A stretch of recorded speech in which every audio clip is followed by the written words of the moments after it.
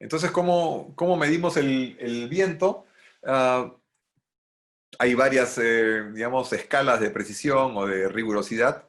La, la inicial sería un anemómetro manual. Por lo menos eso nos da una medida aquí y ahora de la velocidad del viento. Es una pequeña turbinita, un pequeño, aparentemente como un ventiladorcito, que gira con el pase del viento y tiene un sensor magnético óptico que se traduce en una medición en metros por segundo o nudos, pero en energía eólica trabajamos pues con unidades del sistema internacional, o sea, metros por segundo, ¿no?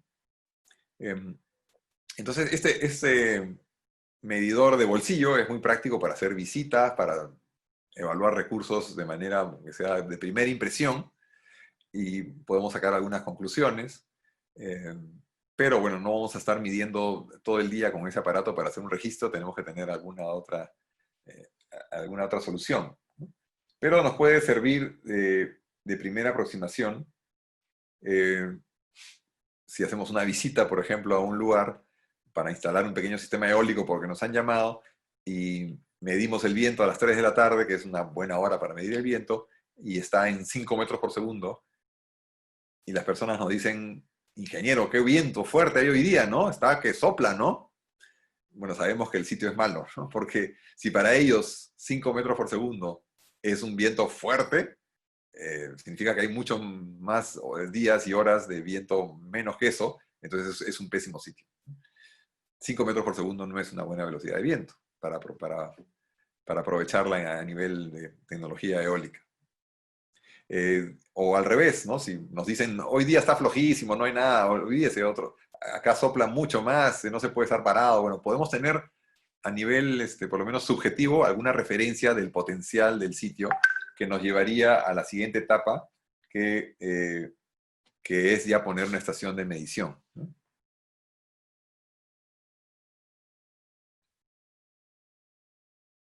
Entonces, una estación de medición puede ser como esta es una marca Davis, que es bastante práctica.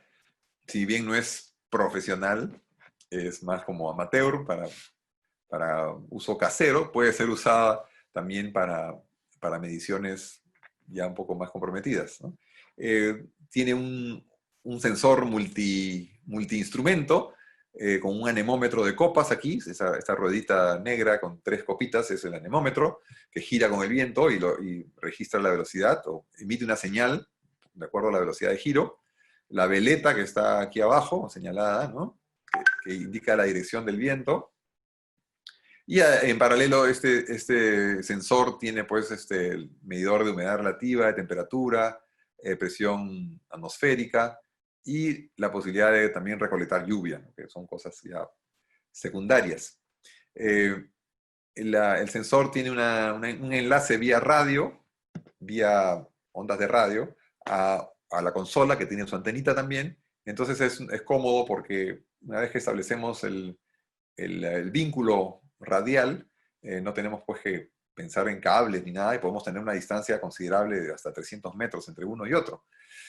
Entonces la información es transmitida desde el sensor, que está en un mástil, hasta la consola, y en la consola nos permite ver los parámetros en tiempo real y también acumularlos en un chip, eh, digamos una memoria, que después con una computadora podemos descargar toda esa información y procesarla a nivel estadístico.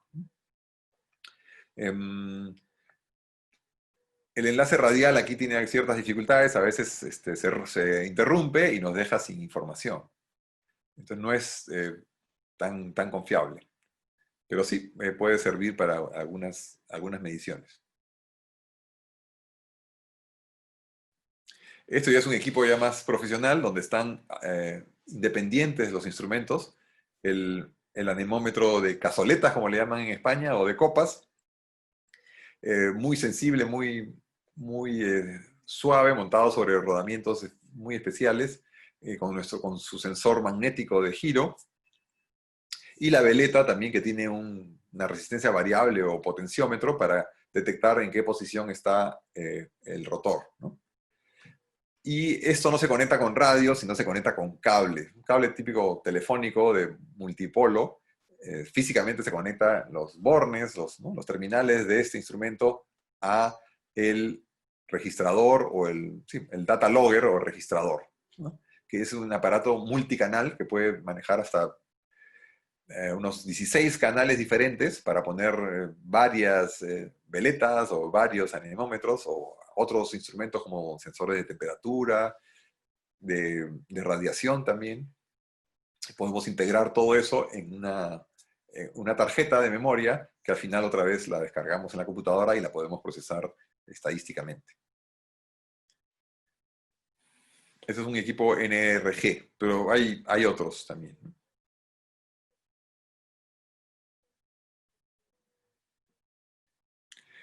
Y bueno, como les digo, no necesariamente se pone un anemómetro. En el caso de los parques eólicos se ponen varios niveles de anemómetro. ¿Por qué?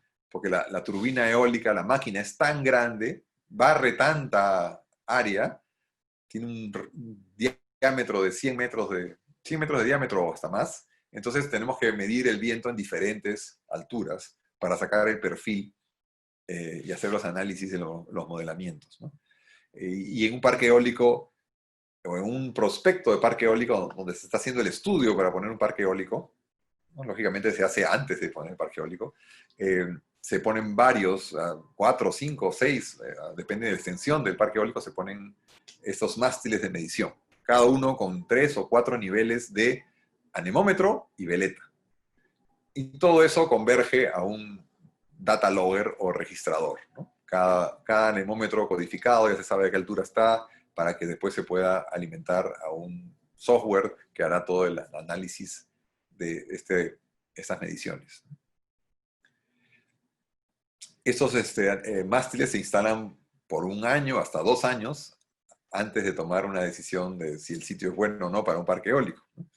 Entonces aquí ya estamos en un nivel de profesionalismo y de certificación importante, ¿no? Estas mediciones no las puede hacer cualquiera ni con cualquier instrumento. Si queremos que nuestro estudio eólico cuente con, digamos, las certificaciones necesarias para que consiga financiamiento el futuro parque eólico, si queremos convencer a los bancos que nos den dinero para este parque eólico o a inversionistas informados, calificados, tenemos que estar seguro de que cada uno de los instrumentos, el anemómetro, la veleta, están adecuadamente certificados por algún laboratorio autorizado, que la empresa que está haciendo la instalación de los mástiles y el análisis de la data también esté certificada.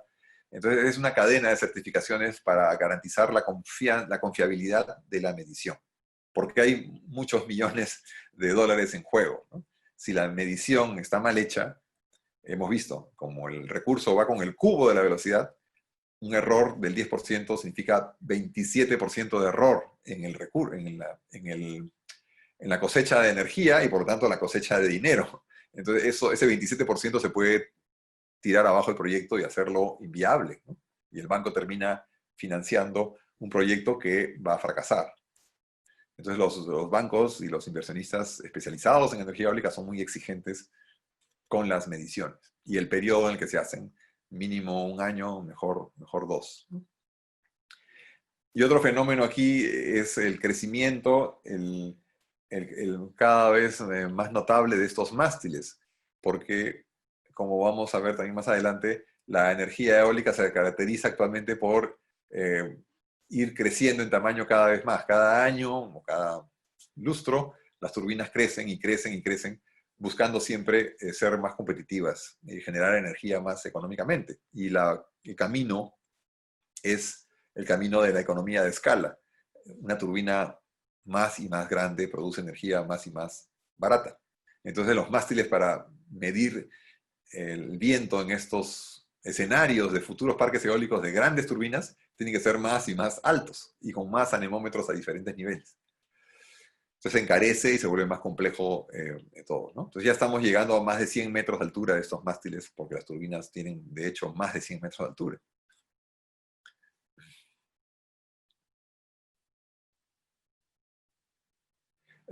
También existen métodos acústicos, métodos que usan la velocidad del sonido para medir eh, la velocidad del viento. mandando señales entre estas tres micrófonos, parlantes micrófonos, receptores, por triangulación pueden determinar cuál es la velocidad del viento y de qué dirección viene. No tienen partes en movimiento, entonces son más confiables, más simples, menos sujetos a deterioro. Bueno, es un poco más costoso. También podemos prescindir de los mástiles del todo si usamos sistemas SODAR, ¿no? Que es una especie de radar acústico. El SODAR funciona enviando pulsos de sonido muy intensos hacia arriba y luego escuchando el rebote de el eco de ese pulso. ¿El eco quién lo produce? Bueno, los frentes de aire justamente turbulento que viajan con el viento. El aire no es parejo, presenta, digamos, remolinos, turbulencias que producen frentes de cambio de densidad muy leves, pero son suficientes como para producir un rebote en la onda del sonido, ¿no? Entonces, con el tiempo que demora la señal en ir y volver, conociendo la velocidad del sonido, podemos determinar a qué altura se produjo el rebote, y por el cambio de frecuencia de la onda rebotada, se puede determinar la velocidad a la que viaja ese frente de aire, ¿no? Turbulento. Entonces, tenemos ya altura y velocidad, podemos hacer un perfil de las velocidades del viento con la altura, hasta más de 200 metros de altura, que es interesante. Sin embargo, no estoy seguro si los bancos ya son amigos de esta tecnología o la ven todavía muy futurista y poco confiable, y prefieren estudios digamos, mecánicos con el anemómetro tradicional que esté funcionando ahí, ¿no? Porque podría ser que genere desconfianza, como no hay nada físicamente ahí arriba midiendo, podríamos pensar, bueno, ¿y qué pasa si las ondas no están marcando bien o los rebotes? Hay mucha intermediación, ¿no? Mientras que un anemómetro girando sí nos está dando la lectura más tangible del viento. Aquí está la explicación de cómo funciona el SODAR, ¿no? Con los rebotes de la velocidad del, digamos, el sonido. El sonido viaja hacia arriba, rebota en la turbulencia y regresa, pero regresa con un cambio de frecuencia, así como nos usa la policía para detectar los que exceden la velocidad del límite, igual parecido, ¿no? Esa pistolita lo que detecta es el ida y vuelta de una onda de radio que cambia de frecuencia con la velocidad del vehículo. Pero aquí es con sonido. A ver, entonces, tal vez... ¿Por qué no me...? Podemos cambiar un ratito aquí para amenizar un poco, que no sea todo diapositivas.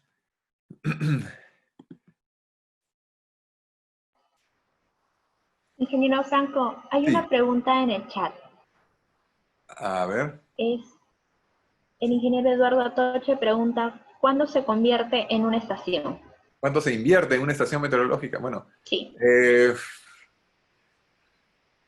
sí, una estación Davis, que es multi-instrumento, puede costar, la última vez que chequeé, de un distribuidor local, alrededor de $2.500, más o menos, o $2.000, con el sensor y todo. En Estados Unidos cuestan bastante menos, ¿no? Pero si uno la trae directamente no cuenta con el servicio técnico ni la garantía. Si uno quiere tener más tranquilidad, puede comprarla del distribuidor. Pero esa no es profesional. La NRG, que sí es más profesional, solamente anemómetro, veleta y el data logger puede estar costando localmente algo de $3.500. Y eso es un juego, ¿no?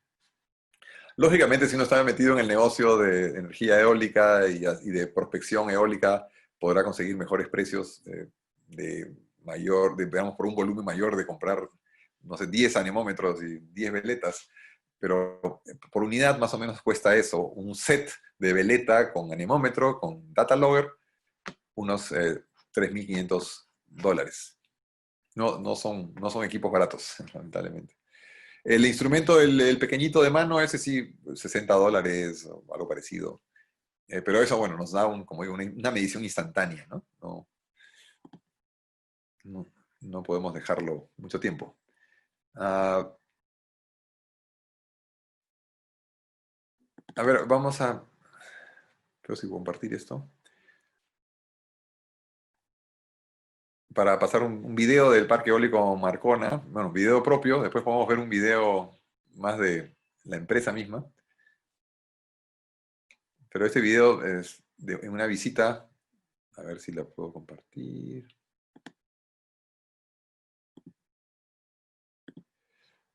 A ver si. Este es un video tomado de una primera visita al Parque Eólico Marcona, que es el primer parque eólico del Perú. En el 2014 se echaron a andar 3 parques eólicos en el Perú, ¿no? Había una especie de carrera entre los parques eólicos del norte, Cupisnique, al norte de Trujillo, y Talara, a cargo de la empresa Kuntur Global, y el Parque Eólico Marcona, a cargo de la empresa ACS de España y Cobra, que curiosamente parecía que iba a ganar, el norte iba a ganar, porque ya venían más adelantados. Sin embargo, tuvieron problemas societarios y cambios de, no sé, un problema administrativo complicado, y Marcona finalmente fue el primero que inauguró a finales del 2014 este parque eólico en unas colinas al sur del pueblo, de la ciudad de Marcona, con el viento que es de clase mundial, digamos, es uno de los mejores sitios del mundo, creo, para poner parques eólicos, promedio de viento 8.5 metros por segundo, ¿no? Cuando digo promedio, es promedio anual, mañana, tarde y noche, o sea, no es el viento en la tarde, el promedio, no, es viento 24 horas, sumamos el viento de cada hora, lo promediamos en todo el año, y en Marcona sale 8.5, significa que tenemos vientos de 12, 13 buenas horas para compensar los vientos de 6 o 5 que puedan haber cuando hay calma, ¿no? Porque en Marcona prácticamente no hay calma, pero el viento así es de bueno, ¿no? De 8 metros por segundo. Es un video, lógicamente, artesanal, pero ahí va.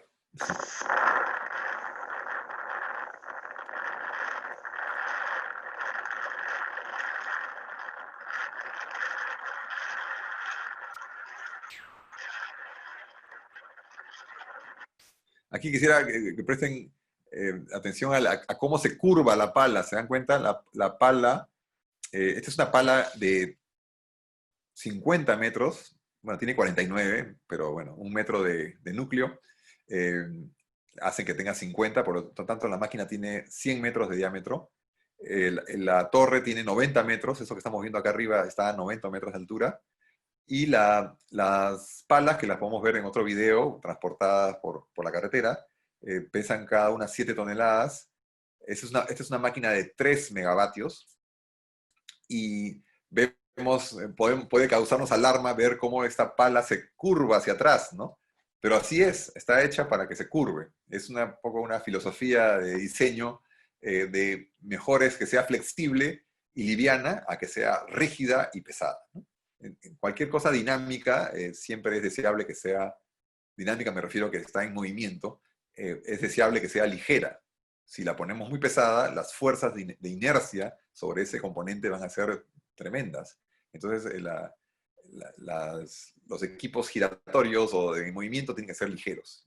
Entonces, al ser ligeros, bueno, van a ser más flexibles, y eso está bien para el diseñador, así lo ha pensado, ¿no? Porque estando debajo de la turbina, podría causarnos alarma de que ver las palas tan dobladas.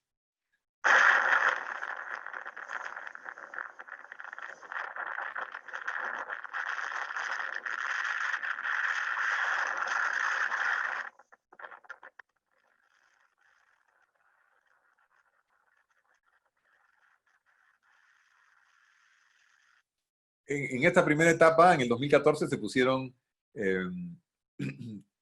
11 turbinas de 3 megavatios, ¿no? 33 megavatios de potencia instalada aquí en primer parque eólico de Marcona.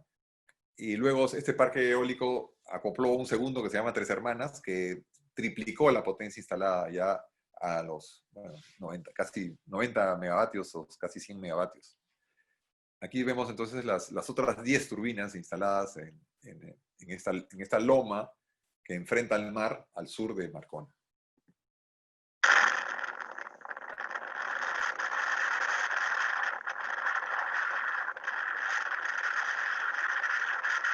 También quisiera hacer notar que estas turbinas son diferentes. Este parque es curioso porque tiene dos tecnologías en simultáneo. Vamos a ver más adelante, pero acá lo aprovecho para hacerlo notar, que hay dos formas de resolver mecánicamente una turbina eólica de esta escala, ¿no? O se opta por un gran generador muy pesado y de muchos polos que gire a la misma velocidad que el rotor, lo que se llama accionamiento directo, sin multiplicar la velocidad ni poner engranaje, nada. Directamente el rotor gira lentamente, porque es grande, y con esa misma velocidad lenta de giro, gira el generador. Y el generador es suficientemente grande y tiene la cantidad de polos necesaria para que se genere la energía eléctrica, ¿no? Es un diseño que es más confiable, tiene menos mantenimiento, pero es un poco más pesado y más costoso. La otra, digamos, de tendencia constructiva es multiplicar la velocidad de giro del eje principal, del rotor de la turbina, con una caja de engranajes, una caja multiplicadora, elevando la velocidad de giro para mover un generador mucho más compacto, más comercial, más económico, ¿no? Pero tenemos que tener la caja multiplicadora. Entonces, por lo general, las empresas fabricantes de turbinas eólicas se deciden por una tecnología o por la otra, ¿no? Por ejemplo, Enercon de Alemania, que es como el Mercedes-Benz de las turbinas eólicas, hace exclusivamente turbinas de accionamiento directo, sin caja multiplicadora. También Miguel Torres en España también va por esa misma tecnología. Otro fabricante muy importante, muy grande, mucho tiempo es Vestas de Dinamarca, exclusivamente con caja multiplicadora. No se mete en el lío de hacer grandes generadores, no le interesa. Ellos hacen turbinas que tienen su caja multiplicadora y su generador más compacto. Curiosamente, Siemens, que es el que ha hecho estas turbinas de Parque Eólico Marcona, la empresa alemana, también de muchos años, pero ya multinacional, ¿no? Maneja las dos tecnologías, se dan el lujo de tener turbinas de accionamiento directo y turbinas de accionamiento por caja multiplicadora. Y lo que es más curioso es que en este parque eólico Marcona, habiendo 11 turbinas, hay 5 que son de accionamiento directo y 6 que son de accionamiento directo y con caja multiplicadora. Están a mitad de una tecnología y la otra, lo cual llama un poco la atención.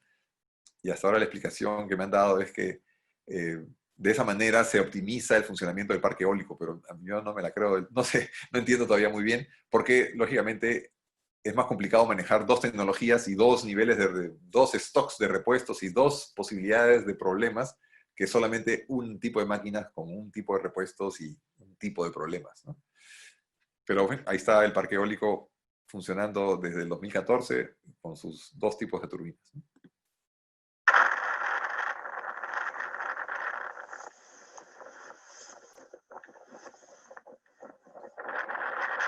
Aquí en este contenedor de 20 pies modificado está la subestación particular, digamos, de la turbina eólica, su transformador, sus controles adicionales, ¿no? Todos confinados en el contenedor.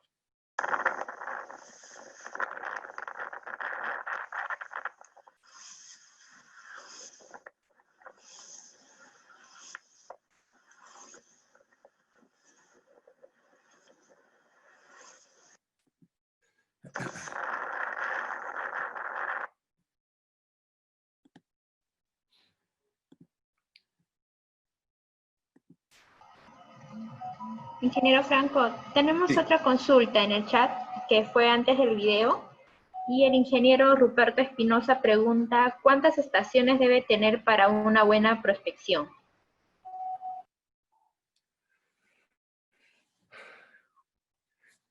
Bueno, si estamos hablando de la instalación de una pequeña turbina eólica, como es un poco lo que trabajo yo, mi empresa no hace parques eólicos, e instala turbinas eólicas para electrificación rural, más que nada. Difícilmente se instalan turbinas eólicas en ámbito urbano. Entonces, tenemos que medir el viento en el lugar donde se va a poner la turbina eólica, ¿no? O las pequeñas turbinas eólicas. Entonces es muy, muy puntualizado. Ahí se sabe que se quiere poner la turbina eólica, se procurará poner el anemómetro, el sensor, a la altura de donde vamos a poner la turbina eólica. Si nuestra turbina eólica tiene una torre de 12 metros, bueno, la pondremos a 12 metros para que mida el viento ahí mismo, ¿no? Porque como hemos visto, la velocidad del viento puede variar más o menos notablemente con la altura sobre el nivel del terreno. Entonces, de preferencia, ponerlo a la altura del eje de la futura turbina o la turbina que estamos pensando poner. Entonces, tenemos ahí para hacer una medición. Ahora, si estamos hablando de un parque eólico, se necesitan varios mástiles, ¿no? Salvo que sea un parque eólico muy pequeñito, pero por lo general son de gran envergadura. Entonces, en Marcona, por ejemplo, hubieron como 4 o 5 mástiles de medición en diferentes ubicaciones. También, de hecho, por el factor de la topografía, porque estamos hablando de una colina que tiene ciertos accidentes, entonces hay que medir el viento en diferentes ubicaciones. Si la topografía es simple, por ejemplo, Cupisnique, no sé exactamente cuántas torres se puso en Cupisnique, pero Cupisnique es esencialmente plano, entonces no hay tanta preocupación de variación de viento localizado, ¿no? Pero sí, se tiene que poner para un parque de 50 megavatios, poner unos 3 o 4 de estas estaciones de medición. Dependerá mucho del estudio que se haga. Hay softwares especializados que simulan, una vez que uno recoge la data de estos mástiles, simulan el viento y simulan la producción futura de un eventual parque eólico con diferentes tecnologías, diferentes turbinas, ¿no? ¿Qué pasa si le ponemos turbinas Siemens de tal capacidad en el parque eólico ubicados en A, B, C, D? Corre el software y te dice, bueno, tu producción va a ser más o menos así. ¿Qué pasa si ponemos turbinas de mayor tamaño, de tal tecnología? Y así, ¿no? Entonces van simulando lo que le llaman el siting, ¿no? La ubicación de las turbinas y su eh, producción de energía proyectada. ¿Sí?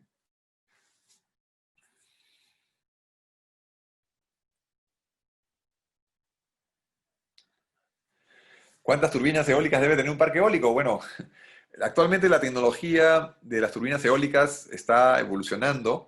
Eh, digamos que para que se den una idea, y a eso vamos a llegar un poco más adelante, en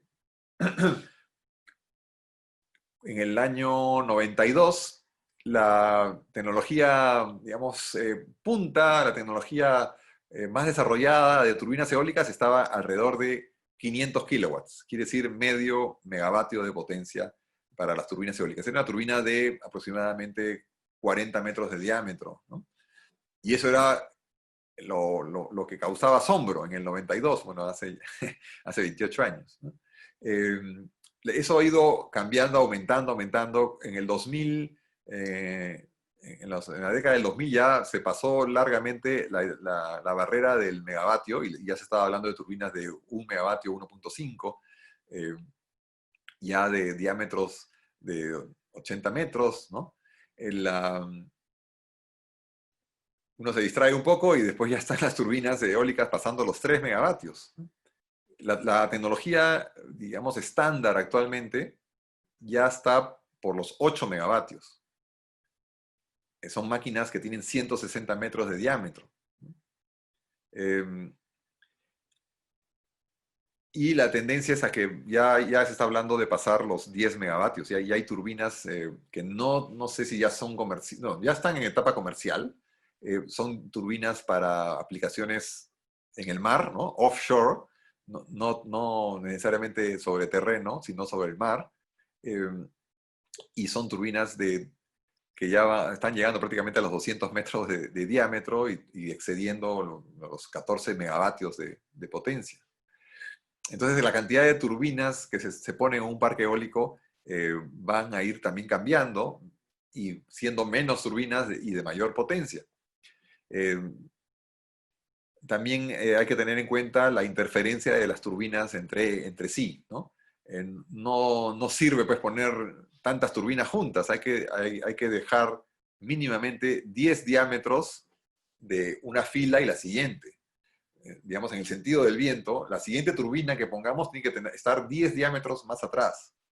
O sea, si la turbina es de 100 metros, como la que acabamos de ver, 1 kilómetro después ponemos de nuevo una turbina.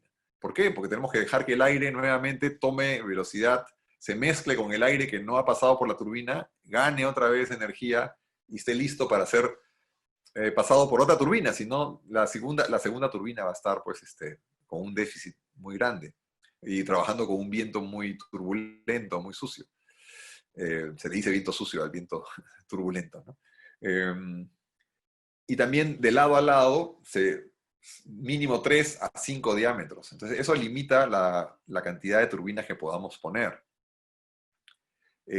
Ahora, ¿cuántas se puede poner? Por ejemplo, en Kupiznik son creo que 40 turbinas de 2 megavatios, porque es 80 megavatios la capacidad de Kupiznik, pero se podrían poner cientos más, porque no hay limitación en el desierto, es una pampa gigantesca por la que sopla el viento en su integridad, ¿no? El parque eólico, si uno se acerca, es impresionante, pero si uno lo mira de la carretera, parecen juguetitos en el desierto, porque están tan lejos. Eso significa que hay tanta área para poner turbinas eólicas, ¿no? Es una de nuestras ventajas como país. Tenemos muy buen recurso y mucha extensión de tierra areasa que se puede usar para parques eólicos. También está el caso de parques eólicos, concesiones eólicas, que antes de que las turbinas cumplan su ciclo de vida, digamos, de 25 años, ya las renuevan porque la tecnología ha cambiado, ha mejorado, y ¿qué hacemos manteniendo turbinas que nos están dando la mitad de potencia en nuestro terreno, cuando podríamos poner la nueva tecnología, menos turbinas, pero de mayor potencia, y sacarle a nuestra concesión, a nuestro territorio, un mejor rendimiento, ¿no? Entonces, se dan casos de turbinas eólicas que se renuevan prematuramente, ¿no? Se retiran.